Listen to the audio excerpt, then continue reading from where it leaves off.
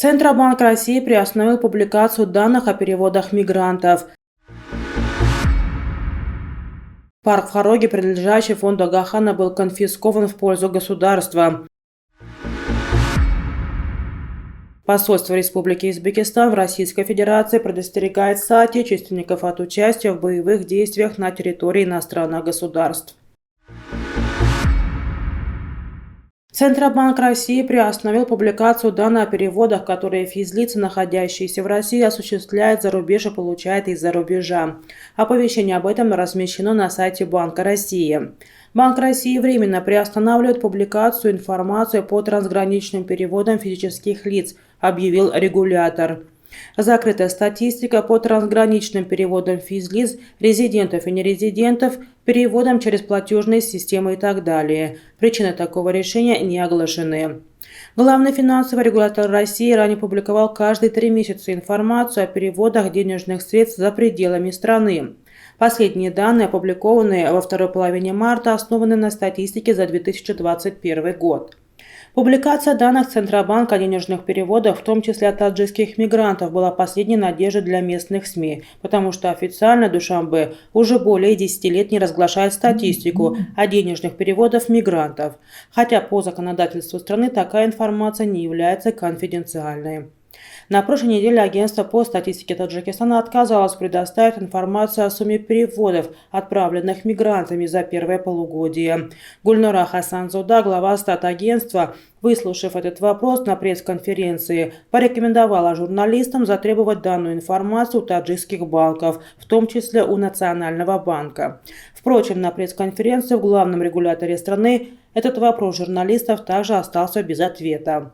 Аналитики и эксперты связывают закрытие статистики о денежных переводах мигрантов с несколькими факторами, начиная с того, что власти раздражают постоянное заявление СМИ и международных организаций о том, что большая часть доходов в Таджикистане составляет переводы от трудовых мигрантов, и поэтому власти не желают, чтобы статистика по переводам была открытой. Заканчивая тем, что из-за нарушения баланса на фоне западных санкций против России Москва также пытается скрыть некоторую информацию.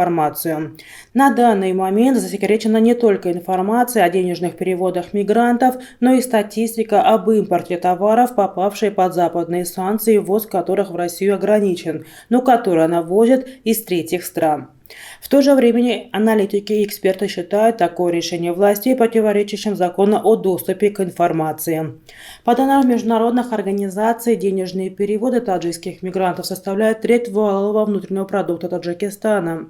Таджикистан является одной из стран мира, где трудовые мигранты ежегодно отправляют своим семьям миллионы долларов, и при этом деньги, которые они отправляют, чрезвычайно важны для экономики страны.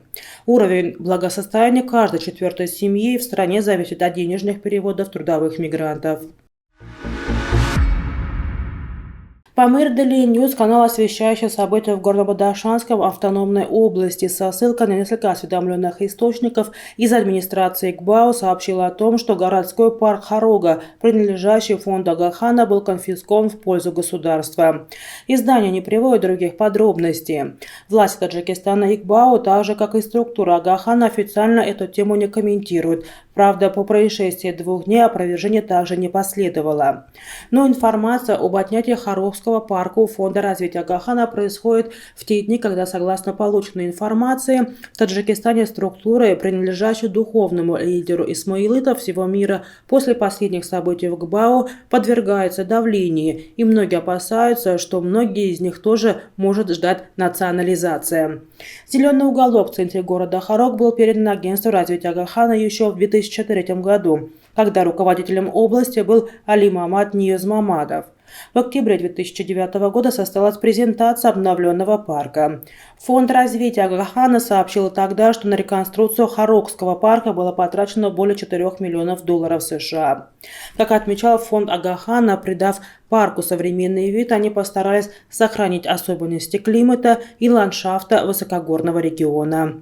В конце июля англоязычное интернет-издание eurasia.net.org сообщило о том, что после разгона протестов к БАО структура Гахана, в том числе телекоммуникационная компания Телсель и Первый малый микрофинансовый банк, подвергаются давлению со стороны властей Таджикистана. Также поступала информация о возможном закрытии лицея Гахана в Хароге, но согласно последней информации по Мир Daily News, после общественного резонанса вопрос о закрытии отложили на неопределенное время. Посольство Республики Узбекистан в Российской Федерации предостерегает соотечественников о создании добровольческих батальонов или участии в боевых действиях на территории иностранных государств, за которые установлена уголовная ответственность, сообщает газета.уз.